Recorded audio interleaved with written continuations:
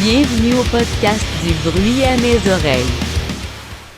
Bonjour, bienvenue au podcast du bruit à mes oreilles. C'est ici Alex et aujourd'hui je suis en compagnie de la formation Syndrome. Salut, ça va bien? Salut, très bien. Salut. Yes, yes. Je vous laisse vous présenter chaque personne, qu'est-ce que vous faites dans le groupe et faire une petite bio du groupe. On va commencer comme ça, puis après ça, on start ça comme faut. Moi, du coup, c'est Luison, je suis le batteur du groupe. Ouais, j'ai pas grand-chose de plus à dire. Je suis pas très doué pour ça. Non, bah voilà, on est un groupe de 4, du coup. On vient de Mulhouse, en France. Le groupe, il existe depuis 2018. Voilà. On a sorti un EP déjà, et le deuxième arrive en 2021. Parfait, parfait. Puis Écoutez, on a avec nous qui d'autre? moi, je m'appelle Gaëtan, je suis le guitariste du groupe. Et puis ça fait que depuis, ça va faire un an cette année enfin là ce mois-ci, que je suis dans le groupe. Et Ok. ça se passe plutôt bien, même si j'ai été viré à peu près 45 fois depuis. Donc voilà. Je vous en prie. Et nous J'y vais. avons... Vas-y, hein. Moi, c'est Clélia, je suis chanteuse-guitariste dans le groupe. Voilà. Parfait. Et moi, c'est Anna, je suis la bassiste du groupe. Parfait, yes. Je suis bien content de vous recevoir. Moi, je vais vous avouer que je vous ai découvert quand que Hell for Breakfast m'ont approché pour vous avoir. Puis pour vrai, j'ai vraiment aimé votre son que vous avez. Là, ça, très rock, très post-hardcore aussi. J'ai vraiment aimé Clélia, ta voix. Je trouve ça vraiment cool. Tes changements de clean à scream. Je trouve ça vraiment bien. Est-ce que t'es tout seul qui chante? Est-ce que vous faites des back vocals un peu ou t'es tout seul à assumer ça? Ouais, ils en font depuis pas longtemps, mais on travaille beaucoup là-dessus en ce moment. Ouais. Notamment sur le prochain EP qui va sortir du coup. Ok. Good. Puis, tu sais, en premier lieu, je voulais t'en parler un petit peu. Est-ce que tu trouves ça difficile dans cette scène-là d'être frontman femme, dans le fond? C'est toi qui es en avant-plan d'attirer la foule parce que souvent, on va voir que c'est des gars très énergiques puis tout ça. Puis, est-ce que c'est plus difficile pour une femme d'attirer la foule à bouger ou à entraîner de même? J'ai pas l'impression, c'est vrai que c'est une question qu'on m'a déjà posée, mais non, franchement, j'ai pas l'impression que le public soit réticent ou quoi que ce soit à ça, quoi. Donc Ah, tout va bien à ce niveau-là. Good. Puis dans le fond, c'est ça, comment que ça a commencé un peu la formation? Vous avez commencé en 2018, Gaëtan t'étais pas là. Comment que le projet a starté? Il y a une erreur. C'est la meilleure description, putain. Non, en fait, on s'est retrouvés un peu par hasard. On a tous eu des groupes avant, mais qui sont jamais allés très loin, et parce qu'on jouait avec des gens qui n'avaient pas forcément la même ambition qu'on avait, et on a fini par se trouver entre nous, et on s'est bien compris, pas forcément tout de suite, mais on a fini par s'entendre sur ce qu'on voulait faire, et c'est ce qui a donné ce projet, quoi. Et du coup, on était avec un autre guitariste avant, qui a fait le choix de partir, du coup, et du coup, depuis, on a Gaëtan qui est viré, Ça qui est fait... là quand même. Non, mais comment ça a commencé? Ouais, c'est un peu par hasard, en fait. On se connaissait même pas tellement d'avant, on s'était croisés Ok. là où on répétait tous avant. Mais voilà, on a voulu tenter ça tous ensemble, et voilà. Parfait. Puis comment que... Tu sais, moi, je vous ai décrit comme un rock post-hardcore. Comment que vous décrivez votre genre? Est-ce que c'est pas mal sur ce que j'ai dit ou... C'est une bonne description, je pense. C'est parce que, ouais, on essaye de ramener un peu. On s'est longtemps qualifié, on va dire, de. Je suis désolé, de la pop hardcore, mais Mais voilà, on essaie d'un peu de mettre ça de côté, d'avoir notre style, on va dire, propre et avoir un mix de tous les styles, en fait, de pas mal de styles, parce qu'on a vraiment des influences diverses et variées. Moi, je viens plus du metalcore, Louison vient plus du punk, Anna vient plus de tout ce qui est La basse. la basse. Donc, on essaie de blender ça vraiment dans Syndrome, mais on arrive à un résultat qui nous plaît tous et on prend énormément de plaisir à le faire. Donc, c'est juste génial, quoi. Yes. On fait du rock, quoi. C'est C'est du rock, quoi. C'est pas... Puis, justement, tu parlais de vos influences. C'est quoi les gros groupes qui vous influencent chacun? On a beaucoup. Je crois que le truc où on est le plus d'accord, c'est Bring Me the Horizon. Ouais. Ok. Après, il y a beaucoup Frank Carter, Frank Ouais. Carter. Ouais. Fever 333, Hmm. Marmozette, beaucoup aussi, un autre groupe anglais. Villainai et tout ça, ouais, c'est vrai que Villainai, Brutus aussi, c'est assez des trucs qui nous inspirent beaucoup. Ouais, Brutus, c'est un peu plus récent, mais c'est vrai que pour la composition des morceaux qu'on fait actuellement, c'est beaucoup, beaucoup Brutus, ce genre de groupe, quoi. Un peu plus ambiant. C'est ça. Ok. Ok. Puis, comment que ce genre de musique-là est rentré dans vos vies, chacun? T'sais, qu'est-ce qui vous a amené à découvrir, mettons, pour toi, Gaëtan, le metalcore, le punk, tout ça? C'est quoi vraiment la musique, en gros? Comment ça l'a rentré dans vos vies? Là? Ben, on va dire que j'ai toujours été attiré par tout ce qui était musique et plus particulièrement la guitare à l'époque parce que mon grand-père écoutait énormément de tout ce qui était Pink Floyd, Dire Straits, Eric Clapton et tout ça et ça m'a toujours bien intrigué. Et après, c'était un cheminement, on va dire, plus personnel de ce que j'aimais et ce que j'aimais pas. On va dire que de ce que j'ai plus retenu et tout ça, c'était le metalcore et tout ça, des trucs un peu plus ambiants en fait, on va dire, mais voilà, et du coup, c'est ce côté ambiant, vu que ça fait pas longtemps que je suis dans le groupe, on va dire. J'essaie de l'amener, du coup, ce côté ambiant aux nouvelles compos, et puis ça a l'air de bien plaire, donc ça fait plaisir. Le truc maintenant de la tête, pourquoi non? On était en studio, on l'a fait, c'est fini. C'est pour ça que t'es viré. Non. Ça fait plaisir. C'est bien, on n'a même plus besoin de le dire nous-mêmes. Tout le monde. Ça va devenir clairement un running gag, ça va être horrible. Toute la carrière, ça va être comme ça. T'es viré, yes, lourd. Puis les autres, comment que c'est rentré un peu dans votre vie, la musique, puis tout ça? J'ai aucune idée. Non, je sais pas. Je sais que j'ai commencé à faire de la musique parce que j'ai vu des concerts et que j'avais vraiment envie de faire ça. J'avais envie de refaire la même chose que ce que je voyais. Par contre, comment j'ai commencé à écouter ces choses-là, je sais pas du tout. Qu'est-ce qui t'a Non, je amené sais pas. vers ça, non? Non, je pense que c'est. Non, j'en ai aucune idée parce que même les gens avec qui j'étais plus jeune, je sais pas, quand j'avais 13 ans, j'en sais rien, enfin, écoutaient pas du tout la même chose que ce que j'écoutais. Du coup, je sais pas trop comment j'en suis arrivé à écouter ça. Ce qui est sûr, c'est que j'y suis aujourd'hui, mais je sais pas. Puis les filles, vous autres? Ben, moi, je suis obligée de le dire, mais désolée, hein, mais c'est en écoutant Green Day au début. Je crois que tout le monde a déjà On écouté a Green tous Day dans passé sa par vie. là, ouais. Voilà, et du coup, je voulais faire de la guitare comme le chanteur-guitariste, quoi. Je trouvais ça trop stylé. Et puis, j'ai commencé comme ça. Après, du coup, je voulais apprendre plein d'autres partitions. J'ai commencé à lire des tablatures. Et je crois que c'est comme ça, en fait, que petit à petit, j'en suis arrivée à là, quoi. Ok. Et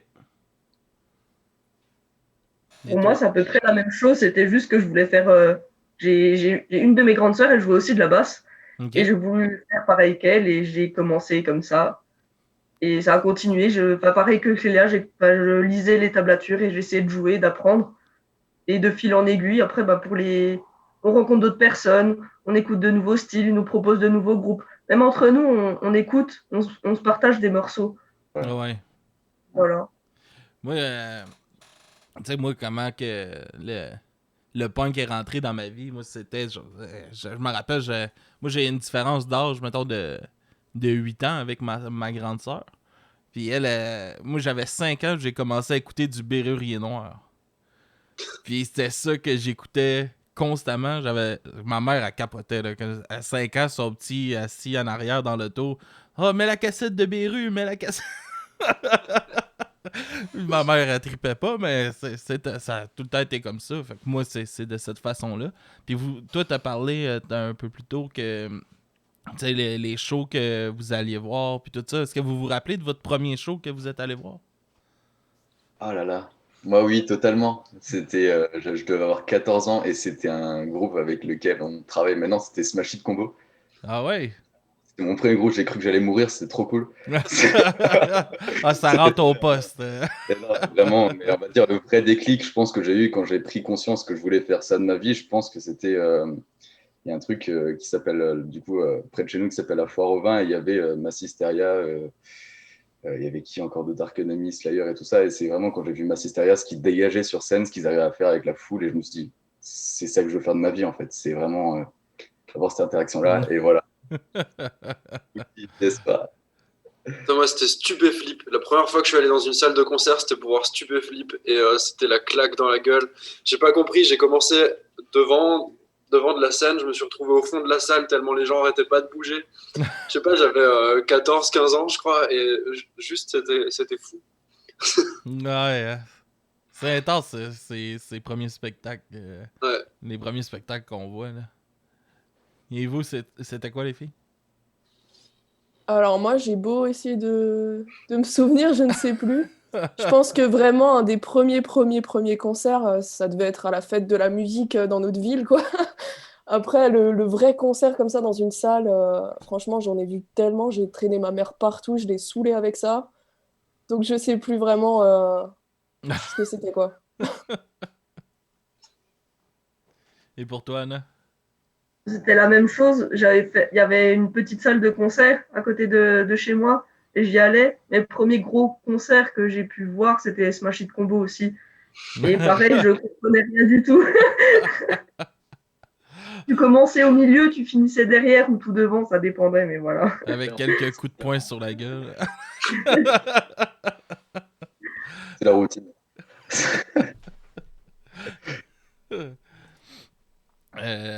Comment ça se passe un peu la scène en France? C'est sûr qu'en ce moment, c'est arrêté, mais pour un genre de musique comme que vous le faites, ici au Québec, on parle souvent que, on le voit aussi avec les groupes québécois plus underground qui vont en Europe et tout ça, qu'on dit souvent que la scène en Europe de métal, de rock est très, très en santé. Comment c'est pour la scène plus underground? Bah, ce qui est compliqué en France, c'est que les gros groupes qui sont là, je pense qu'ils ne laissent pas de place.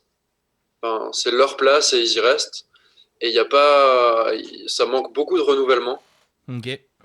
Après, c'est normal que les gros groupes soient toujours là, mais c'est rare qu'il y ait. Enfin, je trouve qu'il y a un groupe qui monte vraiment plus depuis pas mal d'années en fait. Après, il y a de la place pour des groupes, mais pas. Mais je trouve que c'est assez compliqué, ouais, d'arriver au niveau, je sais pas, de Massisteria par exemple, qui est là depuis des années. Ouais, c'est clair. C'est compliqué.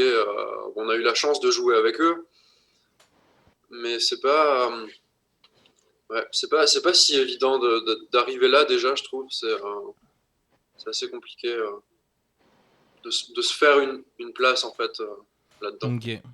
Puis est-ce que les gens se déplacent dans les spectacles ou à cause de nous au Québec, c'est souvent ça qui arrive là, c'est que mettons à Montréal, il y a beaucoup de salles qui produisent des shows semblables de groupes semblables en même temps. Donc dans les salles, on se ramasse avec peu de personnes parce que ça divise le public tout le temps. Est-ce que vous vivez ça aussi un peu dans votre coin? Bah, je pense que ça dépend. Effectivement, quand c'est de la découverte, c'est compliqué. Par contre, quand on a joué avec Massisteria, c'était complet tous les soirs, quoi. Ouais. Mais on n'a pas ce truc-là. En général, quand il y a un gros événement quelque part, autour, il n'y a rien. Enfin, ou pas dans le même genre, en tout cas. C'est assez bien fait pour ça, je pense. Enfin, je sais qu'on a déjà, même nous, en organisant des dates, on réfléchit tout de suite à ça. On regarde ce qui se passe à côté pour pas le faire en même temps. Pour essayer de faire en sorte que les gens puissent faire chaque truc, en fait. Ok. Il y a plus une conscience sur ce côté-là, dans le fond, Là, peut-être, ouais. de votre Ouais. côté. Là. Mais je trouve ça bien, c'est le même aussi que ça devrait fonctionner. Puis, est-ce que vous avez aussi un peu de place dans des mettons, les radios locales ou qui pourraient tourner de votre genre de musique un peu ou pas du tout? On en a très peu. Ouais. Mais enfin, moi, personnellement, je connais pas beaucoup de radios locales non plus. C'est pas... J'ai l'impression que chez nous, c'est pas quelque chose que les gens écoutent ou connaissent particulièrement, en tout cas, à part les gens qui vraiment en font partie. Après, c'est arrivé, on avait fait un concert pour une radio locale de chez nous en appartement. Voilà, on a fait quelques petits événements comme ça. Il y a quelques radios qui diffusent nos morceaux, mais c'est vraiment peu, je pense. Enfin, je sais pas quel est le ratio normal pour passer en radio, mais je Non. n'ai pas l'impression que ça nous arrive beaucoup, en tout cas. Je sais pas si vous êtes d'accord avec moi, hein, mais c'est ce que je pense en tout cas. Vous avez eu la chance de jouer au Hellfest en 2019. Pas moi, c'est juste cette question. Hein? J'étais pas encore là, moi. J'aurais bien voulu, hein, mais Comment vous avez aimé votre expérience dans un gros festival comme ça? Vous avez joué sur une plus petite scène, là, ce que j'ai pu voir. Là. J'ai vu un petit vidéo sur YouTube. Comment vous avez trouvé ça? Est-ce qu'il y avait quand même du monde à votre spectacle? Puis de travailler dans une grosse organisation comme ça, comment vous avez aimé l'expérience? Bah, c'était super cool. Et pour la petite anecdote, je crois qu'avant de partir, on avait un peu peur justement de cette petite scène en se disant c'est un des plus gros festivals de France, c'est pas le plus gros. Puis on va être là à jouer devant 10 personnes et à être frustré, quoi. Et en fait, pas du tout. C'est ça qui était fou, en fait, c'est que les gens s'arrêtaient. On s'est retrouvés avec 100, 200 personnes, je sais pas, devant la scène, comme ça, quoi. Et ça, c'était quand même assez fou. Et, euh, et ouais, non, sinon c'était impressionnant parce qu'on jouait, on se disait putain, à côté, il y a tel ou tel groupe qu'on écoute qui joue aussi. Euh, Tout ça, quand on a croisé plein de monde, plein d'artistes qu'on adore, enfin, c'était fou, quoi, comme expérience. Good. Puis ça aussi, de rencontrer des grands artistes comme ça, est-ce qu'il y en a que vous avez été déçus par leur comportement ou que c'était des enfoirés, on pourrait dire, on pourrait dire, ou autrement du monde que vous vous attendez à ce qu'il soit peut-être un peu snob et que finalement c'était complètement le contraire. Est-ce que ça c'est arrivé? Ou? Je pense qu'on peut pas dire de qui on a été déçu parce qu'on essaye d'avoir une carrière là-dedans. Mais, Moi, je pense que justement, vous devriez le dire. je Ça sais fait pas. du En tout bien, cas, ça fait du bien d'en le sortir. peut-être. Je sais pas si on va prendre ce risque là tout de suite. Mais en tout cas, à l'inverse, moi je sais que j'ai été très surpris par quand on a fait des dates avec l'Ofofora parce qu'ils ont été vraiment géniaux avec nous. Ouais. Et, vraiment de très bons conseils, mais toute la journée en fait. Ils n'étaient pas enfermés dans leur loge. C'était vraiment génial. On a fait 3 dates de suite avec eux et les 3 jours étaient top, quoi. Cool, cool. Puis pour les autres, est-ce que vous en avez peut-être que vous viendra en tête, là, que vous avez été étonné de leur générosité puis tout ça? moi, j'étais pas encore là quand ils ont fait les dates avec Massisteria, le Fofora et le Hellfest, comme on a parlé avant. Mais on va dire que ceux qui m'ont vraiment, on va dire, touché niveau artistique et même niveau du comportement, et c'était vraiment ce Toy Blood. Et on a fait une date avec eux à la Maison Bleue à Strasbourg. Et c'était si bienveillant de leur part, et même Manu de Dolly et tout ça. Enfin bref, j'ai trouvé ce concert méga cohérent. Les trois groupes étaient vraiment cohérents. Et puis, c'était, comment dire, c'était très bienveillant et c'était vraiment que du conseil, comme je pense que ça a pu être aussi pour le Fofora. C'était vraiment que de la bienveillance et voilà, on savait qu'on était là unis pour le même, à peu près le même style de musique, donc on savait, on Cool, cool. s'entendait. Et puis c'était vraiment super sympa, que C'est des le, bons souvenirs par rapport c'est à le ça. fun quand ça arrive que les C'est- artistes donnent un peu de leur expérience aux nouveaux qui commencent, qui veulent se faire une place. Surtout quand que, tu sais, à ce que moi j'ai entendu de vous, tu sais, vous faites de quoi de travailler qui est, tu sais, on voit que c'est pas fait en une expression québécoise, un peu boboche, qui est un peu comme laisser aller, qu'on s'en fout un peu. Tu sais, vous mettez du travail, vous vous investissez dans ce que vous faites. Puis ça sonne professionnel aussi quand on écoute ce que vous faites. Puis que les plus gros noms, ben, ils s'en rendent compte, puis ils vous donnent des conseils parce qu'ils peuvent aussi croire en votre projet aussi. Puis ça, c'est le fun, ça donne de la motivation, je pense, à des groupes comme vous autres de continuer aussi. Là. Ouais. Puis comment que c'est arrivé un peu l'entente avec Hell for Breakfast? Comment que vous êtes rentré en contact avec eux pour tout ce qui va être Canada, j'imagine, là, Québec et ainsi? Comment que le contrat est arrivé sur la table? C'était vraiment un peu En fait, on travaillait avec Sean, du coup, qui est un ingé son à la base qui était en France et qui est Ok. l'ancien guitariste de Smash Hit Combo. Ouais. En fait, c'est lui qui a mixé, masterisé le premier EP, du coup. On avait bossé avec lui là-dessus quand il était encore en France et en fait, il est parti vivre au Canada. Et Smash Hit Combo qui était signé chez Slam Disc du coup à l'époque, donc il a gardé les contacts, tout ça. Donc il bosse avec eux de temps en temps, même beaucoup. Et du coup, en fait, nous, on a voulu continuer à bosser avec lui pour le nouveau et on a regardé comment c'était possible de faire. Donc, en fait, nous, on a enregistré en France et c'est lui qui a continué du coup de mixer et de masteriser nos morceaux. Ok. Et en fait, il a fait écouter ça chez Slam Disc du coup. Et eux sont revenus vers nous du coup pour nous proposer de signer pour Hell for Breakfast. Ouais, pour ça, parce que ça, vous faites la musique en anglophone.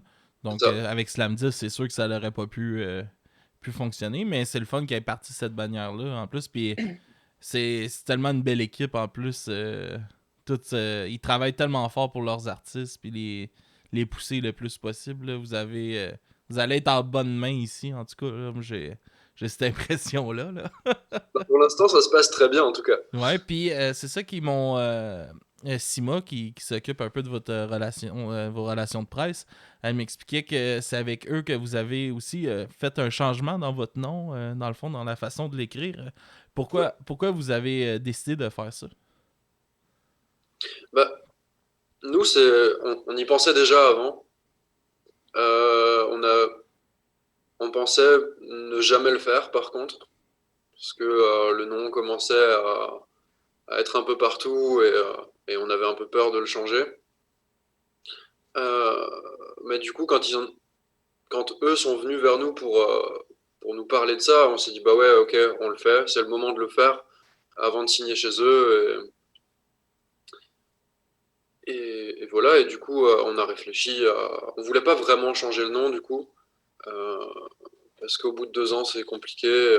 Bon, après, c'est pas 10 ans Ouais. non plus, mais c'est quelque chose qui nous faisait un peu peur.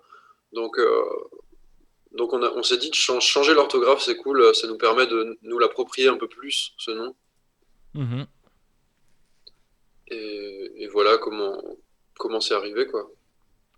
Puis vous allez participer aussi à leur compilation Zoo 5, Ouais. qui va sortir quand même bientôt. Euh, Comment, parce que c'est ça, comme que je disais aussi, vous faites de la musique anglophone. Est-ce que ça a été un défi pour vous de prendre une chanson? Ben, je sais pas si vous avez traduit une chanson ou je suis pas au courant de la, de la chanson encore que vous avez fait, là, mais comment que ça a été le travail pour faire cette compilation-là? Bah, moi, j'écoute beaucoup de chansons en français. Du coup, Ok. pour moi, c'était pas du tout un problème. Mais du coup, je vais laisser Clélia en parler parce que c'est elle qui a le plus de problèmes avec ça. Bah moi, j'étais assez réticente, il fut un temps. Je, je sais pas, enfin, je sais pas pourquoi. Parce que justement, travailler pour cette compile, ça m'a fait complètement changer d'avis sur chanter en français, Ah au ouais? final. Ouais. Finalement, j'ai bien aimé et puis je me suis rendu compte que c'était cool aussi, quoi. Donc, en fait, on a réussi à faire. Bon, je vais pas spoiler Ah, la chanson ou mais quoi que dans ce le fond, soit. si vous voulez, ça j'en ai parlé avec Simon, mais si vous voulez en parler, vous pouvez parce que ça sort, ça va déjà être sorti. Là. Ok. Fait Ok. que vous pouvez le dire, ça sera pas spoilé. Ça va être spoilé à moi, mais pas à personne d'autre. Ok. Bah, en fait, du coup, on a repris du Placebo, Ok, donc une chanson qui était déjà en français. ok. Et en fait, on l'a retravaillé un petit peu et on a essayé de donner un peu la même texture qu'on a donnée à à l'EP qui va sortir en 2021 là. Et en fait, au final, je me suis rendu compte qu'on arrivait à faire sonner un morceau syndrome quoi, en fait, mais en français aussi quoi. Ouais, ouais. Enfin, on n'a pas besoin d'être anglophone pour sonner comme on sonne. Enfin, je sais pas si je suis claire dans mes propos. Ouais, ouais, si ouais. Mais voilà. Mais du coup, c'était quand même assez cool de bosser là-dessus. Puis, comme tu disais, tu étais réticente un peu à aller vers le français. Euh, pourquoi tu l'étais, puis pourquoi que tu as vraiment choisi d'aller plus vers l'anglais? Est-ce que c'est parce que ça devient plus facilement l'écriture ou... Euh, ouais, enfin, c'est un peu de ça et aussi un peu parce que j'écoute très peu de groupes français. Ok. Les références que j'ai en groupe français, c'est les trucs pourris qui passent à la radio. Du coup, ça me donnait pas très envie de chanter en français à cause de ça, quoi. Ok. Mais après, j'ai découvert d'autres groupes, ben, comme un groupe qui est signé aussi chez Alpha Breakfast, Pogo Car Crash Control, par exemple, Ouais, euh, ouais. qui sont super cool et finalement, ça, je kiffe, quoi. Donc, Mais vous allez en découvrir pas mal avec cette gang-là de Slam 10 et Alpha Breakfast. Ils ont vraiment des très bons artistes francophones là, qui sont sur leur bannière. Là. Qui peut très bien ressembler à ce que vous faites aussi, là, un peu dans... Vous avez un son assez unique, je trouve, mais c'est ça qui va être comme dans la même branche, là, dans le fond, là, que vous.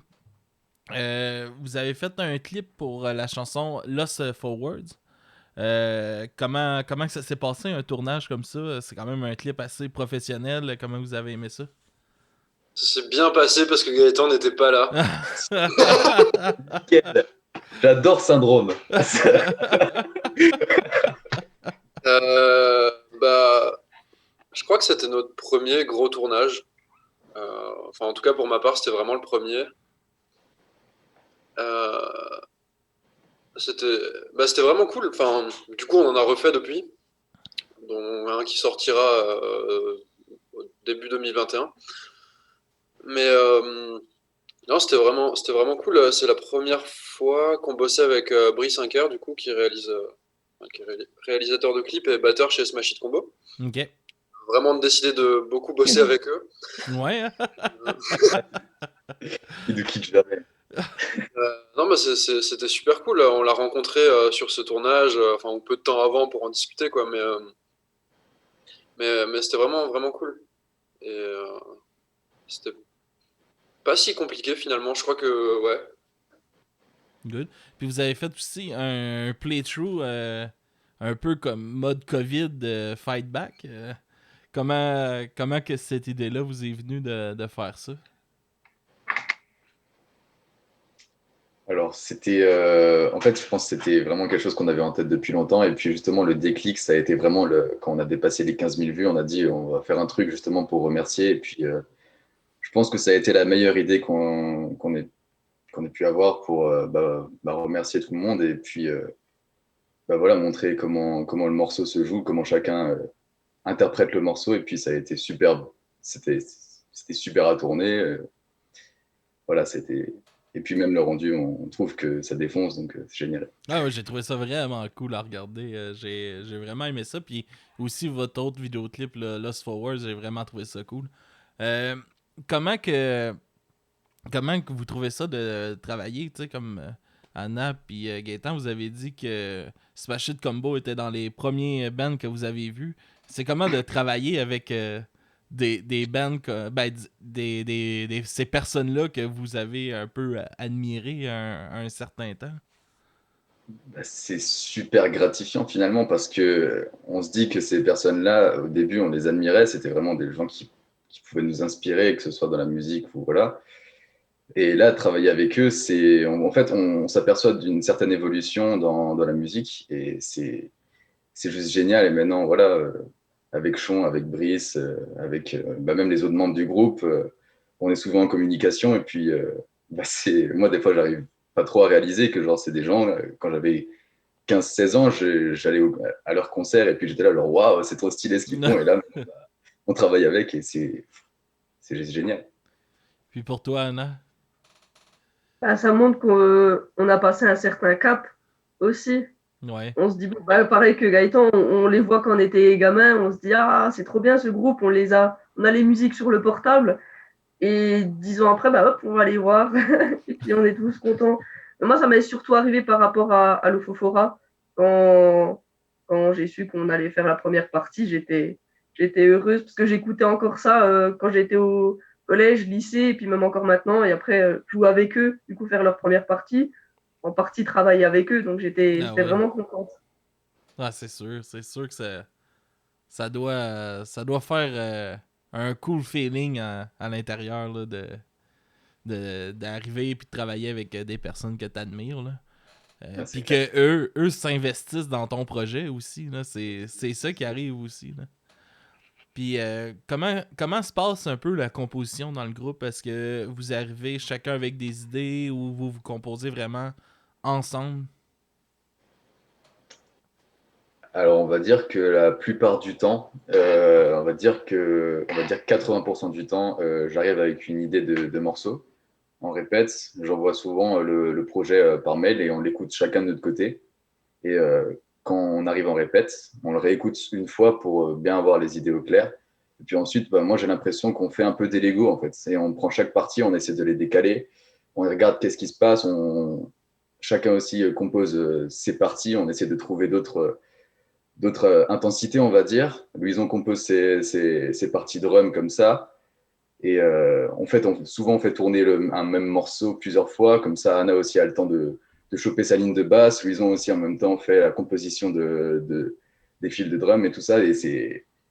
Et voilà. Et Clélia aussi arrive souvent avec déjà des idées, on va dire, par rapport au chant. Et puis, on essaye ça. On essaie de modifier comme il faut. Et puis, on va dire, entre la première version, celle que j'envoie, et la version finale, il y a quand même une sacrée différence. Je me suis rendu compte encore là, il n'y a pas longtemps, quand j'ai réécouté les premières versions des morceaux qu'on a enregistrés là au studio cette année, qu'il y avait vraiment une énorme différence. Et franchement, je suis méga fier de ce qu'on peut sortir. En fait, chacun apporte sa patte et c'est génial, quoi.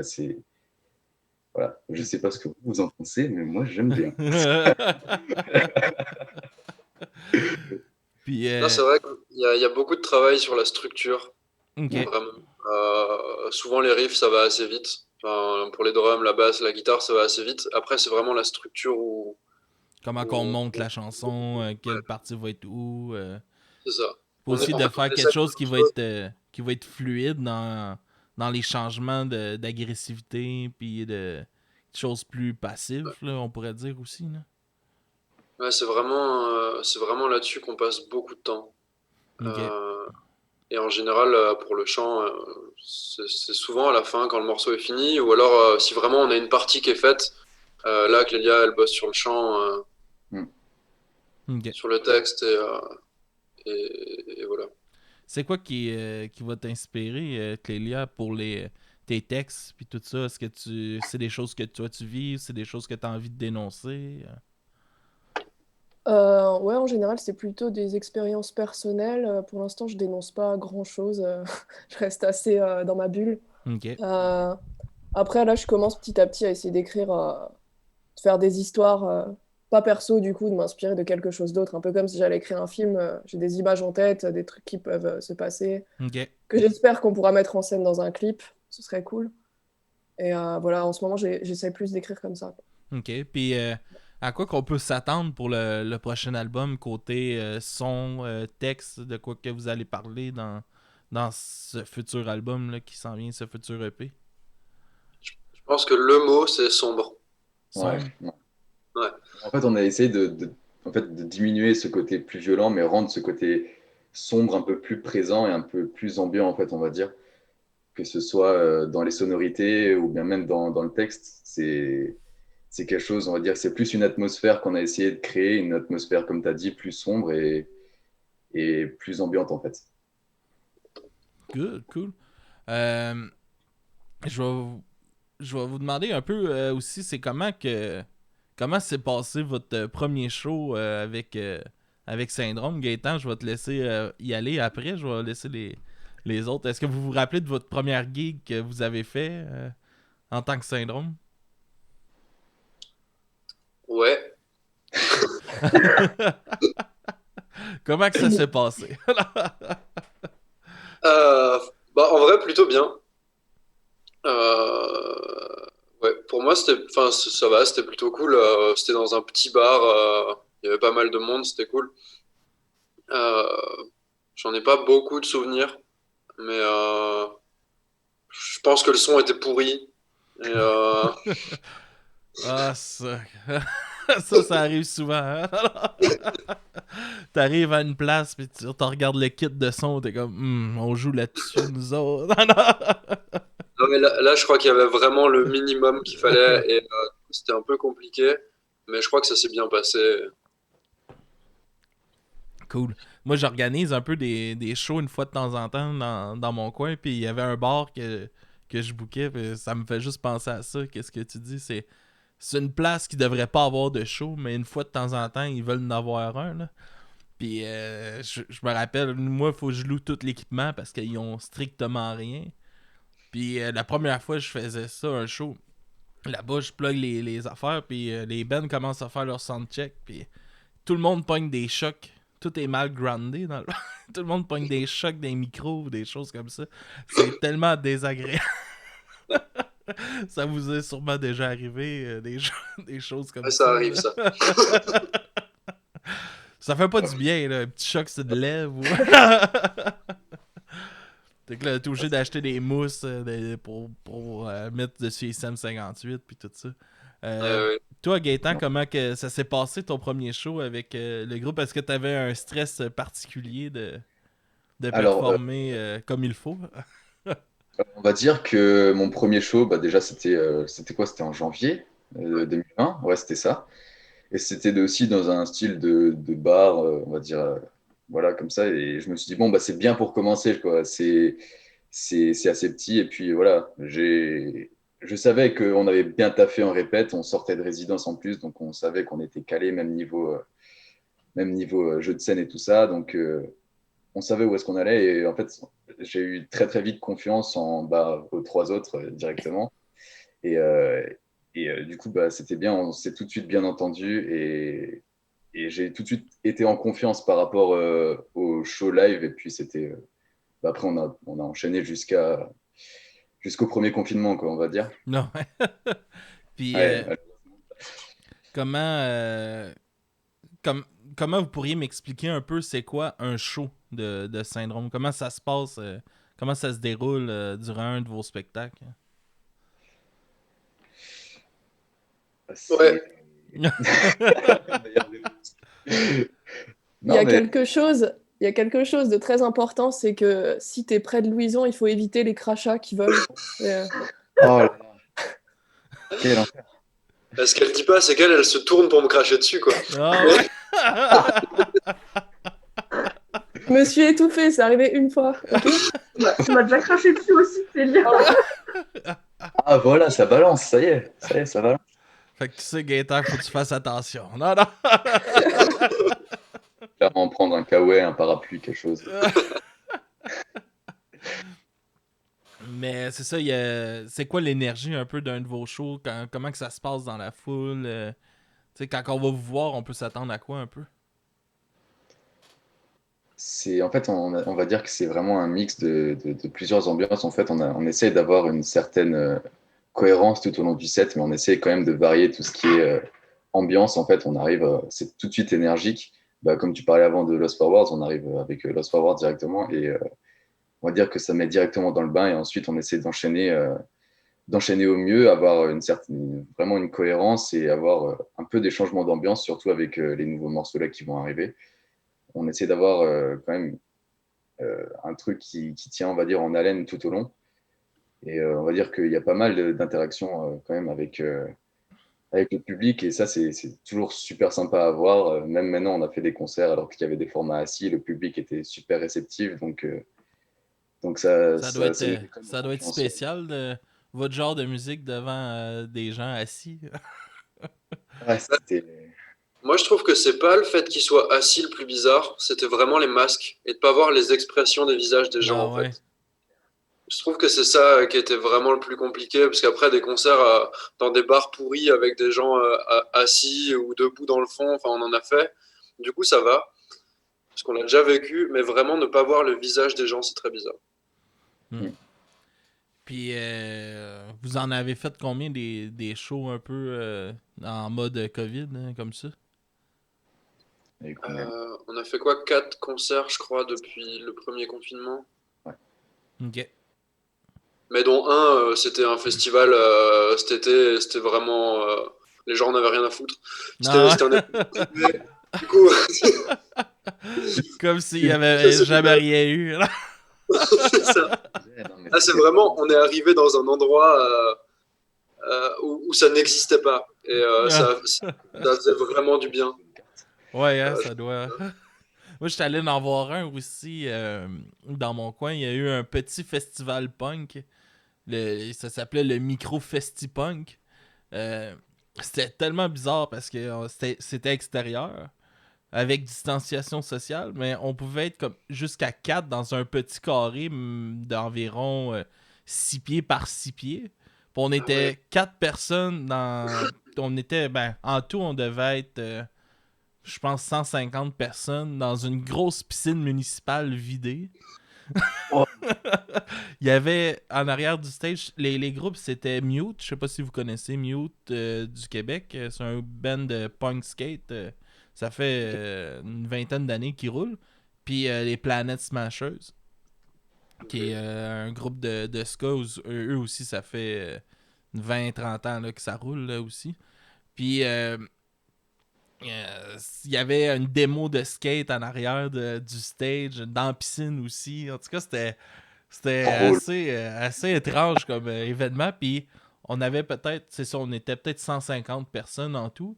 Puis on était tous séparés comme ça. Puis dans chaque carré, il y avait des petits trash, des petits circle pits de 3-4 personnes. C'était surréaliste là, de voir ça comme ça. Là. J'ai vu des vidéos par après qui ont pris avec des drones puis tout ça du festival, que tu vois tout le monde qui tourne en rond dans leur petit carré. C'était quand même spécial. Là. J'étais tellement heureux d'être présent à cet endroit-là. Tu sais, si je vois enfin un show, moi, l'été, moi, je suis conducteur d'autobus scolaire là, dans la vie. Ok. Puis, parce que l'été, j'aime ça avoir mon été off pour aller voir plein de festivals. Puis là, c'est que t'es comme tombé à l'eau cette année. Puis celui-là, j'étais tellement heureux d'être là, mais en même temps, j'étais comme... Hey, j'espère que ça sera pas de même pendant des années. Là. C'est tellement triste. Là. Les gens qui capotent sa musique sont là, mais personne peut échanger vraiment ensemble. Personne peut... Tu sais, tout ce qui vient avec la musique, on peut pas le faire. Mais c'est une cool expérience quand même. Fait que c'est ça. Ben, je suis content de savoir que vous en avez fait. Parce que j'avais pas parlé vraiment des groupes qui l'ont fait. Je sais que j'ai un groupe que j'ai parlé qui ont fait un spectacle virtuel. Est-ce que c'est quelque chose que vous avez pensé faire aussi? Ouais, bah avec Lélia, on en a fait un à deux Ok. pour la fête de la musique. On n'était que deux parce que les autres, ça n'allait pas à ce moment-là. Enfin, c'était un peu compliqué avec la période et tout. Mais du coup, on en a fait un à deux. C'était un peu bizarre. Après, vu qu'on était deux, on n'a pas trop communiqué dessus. Mais là, c'est prévu qu'on en refasse un pour fin de l'année, normalement. Ok. Tout se passe bien. Donc on verra comment c'est quand on en fera un à 4. Puis là, c'est ça, vous allez sortir votre nouveau EP en 2021. Comment vous voyez ça un peu avec tout ce qui se passe de sortir un album dans ces conditions-là? Tu sais, il y aura peut-être pas possibilité de faire de show vraiment de soutien pour l'album. Est-ce que c'est quelque chose que vous pensez? Là, tu sais, vous allez faire quoi par rapport à ça pour promouvoir cet album-là? Là? Bah, jusqu'à maintenant, on a reporté la sortie parce qu'on espérait pouvoir faire des shows. Ok. Maintenant, on sait pas trop, on va voir. C'est... Ouais, non, mais c'est compliqué. En fait, on est vachement fiers et on est vraiment super content du rendu de l'EP. Et en fait, c'est presque, enfin, c'est même pas presque, mais c'est carrément frustrant en fait de ne pas pouvoir communiquer là-dessus parce que, en fait, j'ai l'impression que c'est vraiment le truc qui se rapproche le plus de ce qu'on veut faire vraiment, niveau sonorité, niveau texte et tout ça. C'est ce qui colle le plus à Syndrome et on est vraiment, on a vraiment hâte en fait de sortir ce nouvel EP. Et donc, on verra bien qu'est-ce qui se passe. Ben ouais. On a toujours l'espoir clairement que les concerts ça reprenne, on va dire, entre guillemets normalement, mais voilà, Faut être on réaliste aussi. va voir les choses en face et puis voilà, va falloir s'adapter clairement. On va aller jouer dans la forêt. Exactement. Let's go. D'autres shows un peu clandestins là, que tout le monde s'en fout. Là. Là, le Covid, il n'existe pas là-bas. Mais je pense, C'est sûr. je pense que c'est en Thaïlande là, qu'il y a eu un gros festival comme si rien s'était passé de comme 20 000 personnes.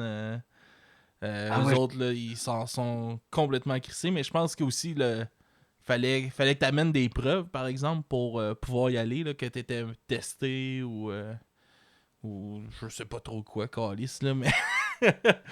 Mais ouais, je trouvais ça spécial de voir, tu sais, puis même, c'est comme rendu une habitude, là, tu sais, de la distanciation sociale, puis tout ça, que des fois, j'écoute des émissions à la télé, mettons, des festivals d'humour juste pour rire qu'on a, mettons, à Montréal, que c'est des gars-là, il y a 2500 personnes dans une salle, puis tout le monde est à côté, puis moi, je l'écoute, puis je trouve ça bizarre.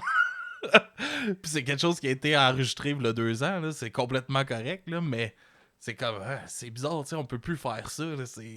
Ouais, c'est c'est- ça, en fait, c'est à chaque fois que je regarde un concert live, par exemple, la dernière fois, ou bien, ouais, hier, j'ai regardé le concert de Architects au Hellfest, en 2019, du coup, l'année où Syndrome a joué, au Hellfest On y aussi. était, on y était.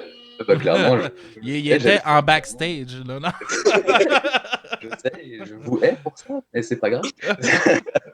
Non, mais vraiment, je me dis, et quand je vois toute la foule réunie comme ça, je me dis, bah, en fait, ça va peut-être être plus possible, ce genre de comportement, ou bien ça va être possible, mais tout le monde aura une certaine crainte, une certaine, comment dire, il y aura une certaine retenue, je pense, dans les premiers concerts après Ouais. Ou, ça reprend au format ou le normal. monde vont aussi tout simplement s'en colisser, puis, C'est possible aussi. puis Ça le serait faire, bien. tu sais. Ce serait Ouais, ouais. très, très bien. Ah, Ça putain, serait bien pour le moral, mais je sais pas si pour la santé, ça serait la bonne chose. c'est trop probable. Ça ferait comme si on n'aurait rien compris de ce qui se passe. Ouais, peut-être. Je vais y aller avec un peu ce que je vous avais parlé en début d'émission. Je vais vous demander votre pire show que vous avez fait avec Syndrome. Kélia, je pense que tu peux commencer sur ça.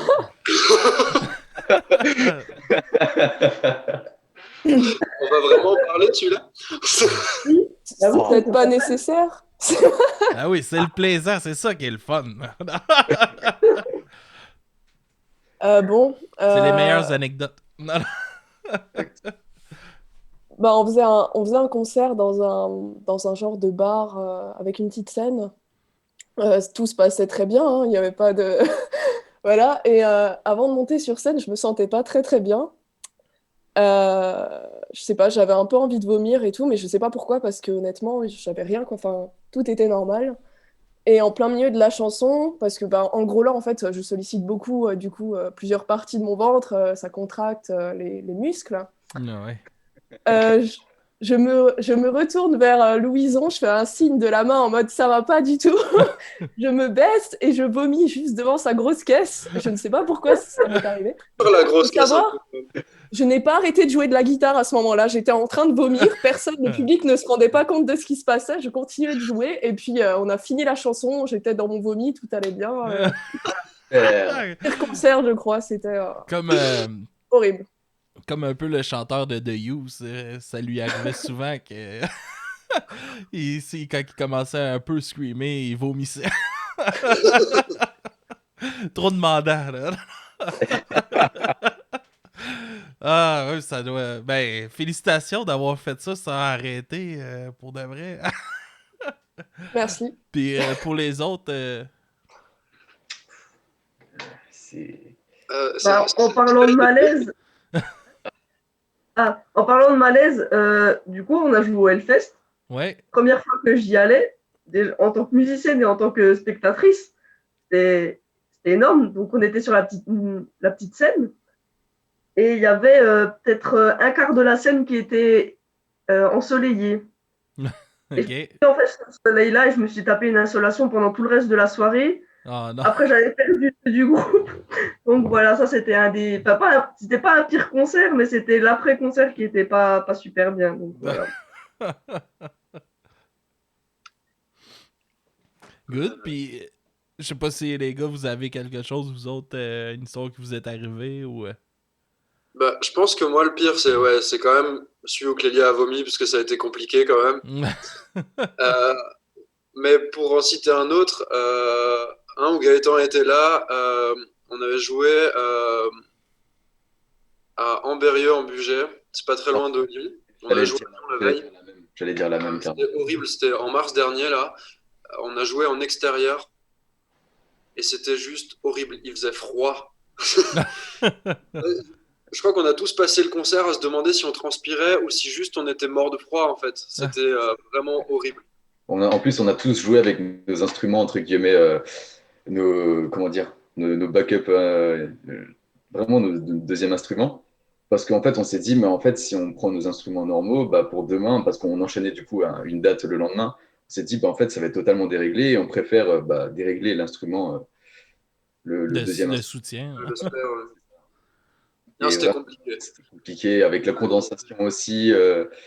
On s'est dit, oh putain, en plus c'était humide. Je me rappelle que sur tes cymbales et sur tes peaux, il y avait une condensation pas possible. C'était Tout était trempé. Enfin, c'était vraiment horrible. le petit gilet sur le siège, je me rappelle. Il faisait combien de degrés? Je sais pas, mais froid. Mais pas autant que chez vous. Mais il faisait... J'aimerais ça comparer, non? En plus, Non, en fait, il faisait chaud. Nous, on connaît pas le froid. Ouais, on a une émission ici qui s'appelle Infoman qui parlait, ça, je pense que ça fait 2 ans de ça, qui riait un peu des commentateurs météorologiques en France qui parlaient. Vous aviez eu comme une tempête de neige là, pour vous. Et il parlait des comment vous vous arrangiez pour pelleter la neige avec. Il y en avait qui utilisaient des râteaux, là, des choses comme ça. Puis il disait la circulation était complètement bouchée, puis on voyait pratiquement l'asphalte à terre. Puis moi, on regardait ça ici, on était comme, Seigneur, vous seriez dans l'embarras en maudit. Moi, je me rappelle, il y a 2 ans, on a eu une tempête de neige, il y a eu 150 cm de neige. Là, c'était le chaos. Là. Encore chez nous, ça va. Enfin, par rapport à chez vous, on n'a pas la même neige, hein, mais Ouais. chez nous, ça va. On est encore habitué à avoir de la neige. Par contre, c'est vrai qu'à Paris, ils paniquent dès qu'il y en a. Ça, Ah oui, ils sont pas équipés, mais ici aussi, là, on va pas super loin. Moi, j'étais allé à Boston v'là 2 ans. Puis ils ont eu une tempête de neige quand que nous, on était là. Puis on s'entend, c'est une place qui sont habitués d'avoir de la neige. Là. Puis pour eux, c'était une tempête. Il y a eu une dizaine de centimètres de neige qui a tombé. Puis tous les commerces étaient fermés. tout était fermé. Moi, j'étais arrivé pour la fin de semaine. On n'a pas pu rien faire parce qu'il y a eu de la neige la première journée qu'on est arrivé. Fait que tout était fermé toute la fin de semaine. J'étais comme, mais voyons donc. Nous autres, il n'y a rien qui ferme. Puis, ah ouais, il va travailler. Il y a 40 cm de neige. Pas d'excuses. Ah ouais, au boulot. Mais ouais, c'est quand même drôle de voir ces différences-là souvent entre les places. Puis, tu sais, nous, ça nous fait bien rire, mais vous avez sûrement quelque chose que vous pouvez rire de nous autres aussi. Oh. Mais, alright. Puis, mettons, si on va avec votre meilleur show que vous avez fait, c'est quoi votre meilleure expérience? Soit c'est pour moi, soit c'est le Hellfest, parce que c'était vraiment le cadre et tout était très très impressionnant. Enfin, ouais, j'y étais jamais allé non plus et du coup ça faisait vraiment quelque chose d'être là-bas et de jouer là-bas. Et si c'est pas celui-là, je pense que c'est la première date avec Massisteria. Je crois que c'est la première fois qu'on était sur le côté de la scène. Il y avait notre intro qui a commencé et on voyait la salle pleine. On voyait pas de blanc et c'est la première fois, je pense, que ça nous est arrivé et c'était fou en fait. C'est l'adrénaline. Il devait avoir un stress intense qui venait avec ça. C'était vraiment fou. Puis vous, les autres, pour vous, c'est-tu les mêmes choses un peu ou? Ben, à part pour Gaëtan. Moi, voilà, mais. De toute façon, t'es viré. Fait que, on s'en fout. Là. Non. On cherche un guitariste. On cherche un guitariste, clairement. Non, mais franchement, je pense que pour ma part, ça m'aurait clairement fait kiffer. Je pense que j'aurais eu le même stress que vous par rapport aux premières dates avec Massisteria et tout ça. Mais personnellement, je pense que ça a été clairement le concert à Strasbourg avec Toy Bloyd et Manu de Dolly. Ça a été vraiment, que ce soit sur la scène ou en dehors, que ce soit artistiquement ou même humainement, ça a été vraiment une claque dans la gueule. Et puis, c'était vraiment, tout était cool de A à Z, en fait. Et l'ambiance était bien, le show était bien, le public était réceptif, même si on était dans l'opening, bah, c'était vraiment... je pense qu'on a fait le taf ce soir-là et on l'a bien fait. Et puis, voilà, c'était vraiment, tout allait bien. C'était un package complet qui s'est très, très bien passé. C'était génial. Cool. Puis pour Clélia, Anna? Ben moi, je dirais que c'est le Hellfest, pareil, ou la laiterie à Strasbourg. Pareil, c'était avec Massisteria, parce que c'était une salle où j'y suis allée plein de fois pour voir plein de concerts. Et à chaque fois, je disais, un jour, je monterai sur cette scène, je ferai un concert. Et puis, on l'a fait, quoi. En plus, Ça c'était allait complet, arriver, donc c'était cool.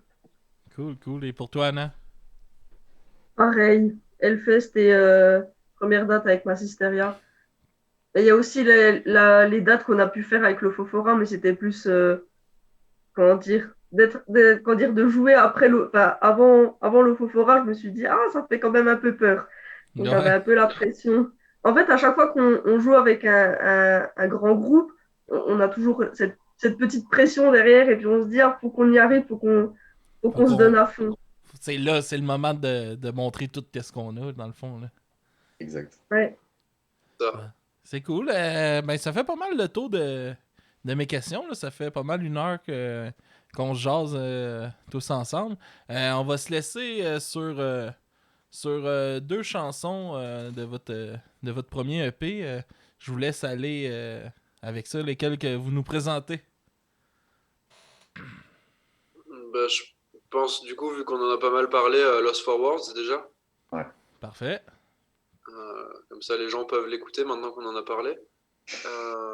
Et après, je sais pas, c'est comme vous voulez. En fait, moi, je les aime toutes. Donc, c'est chaud. C'est pas une nouvelle, en fait, là.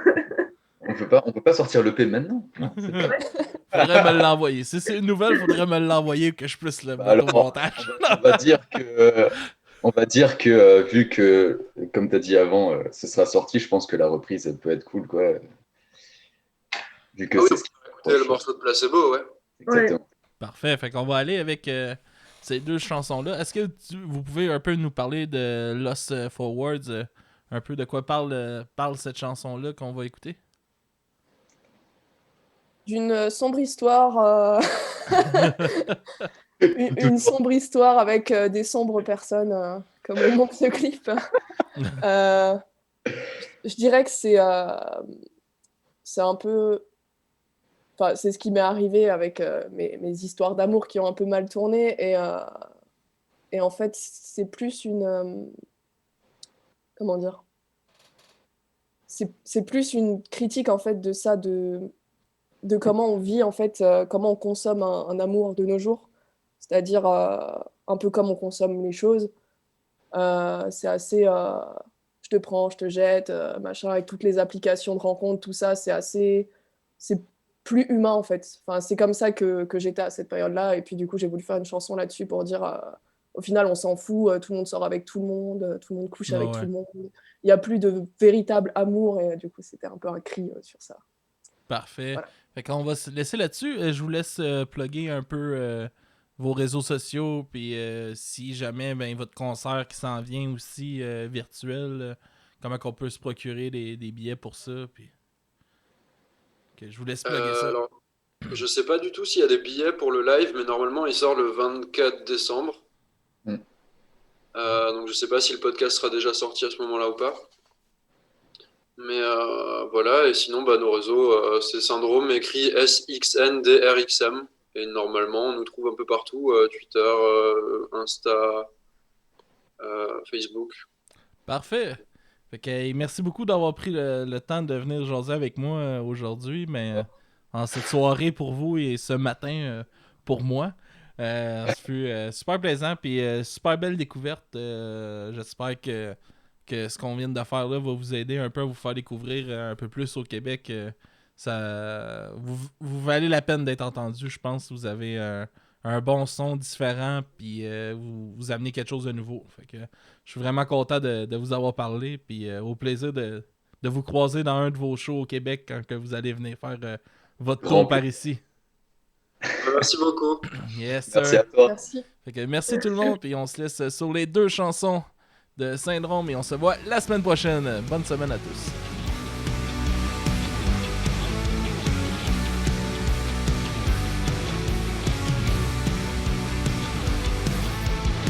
My devil makes me dream sometimes. Would you rather be me or mine? My body knows what you feel inside. In a bed of flashes, full of spine. I'm a devil gonna tell you lies. I'll make peace if you stand above. Yeah, but vibration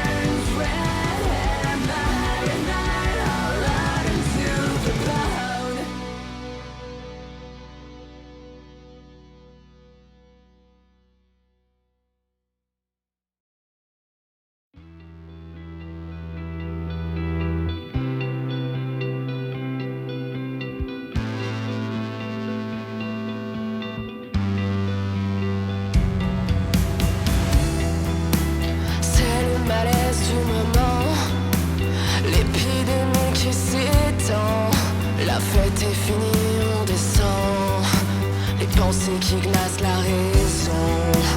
Paupières baissées, visage gris, surgissent les fantômes de notre lit.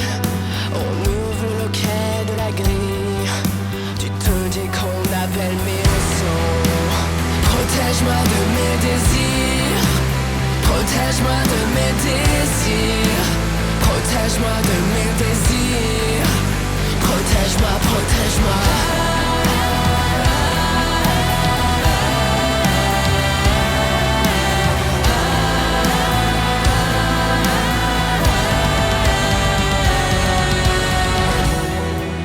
Sommes-nous les jouets du destin?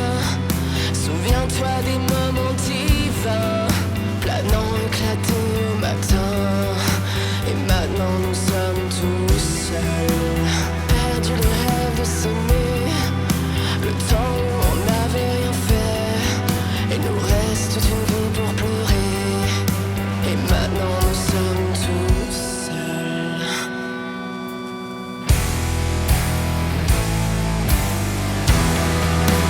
Protège-moi de mes désirs, protège-moi de mes désirs, protège-moi de mes désirs, protège-moi, protège-moi, protège-moi de mes désirs, protège-moi de mes désirs, protège-moi de mes désirs, protège-moi, protège-moi.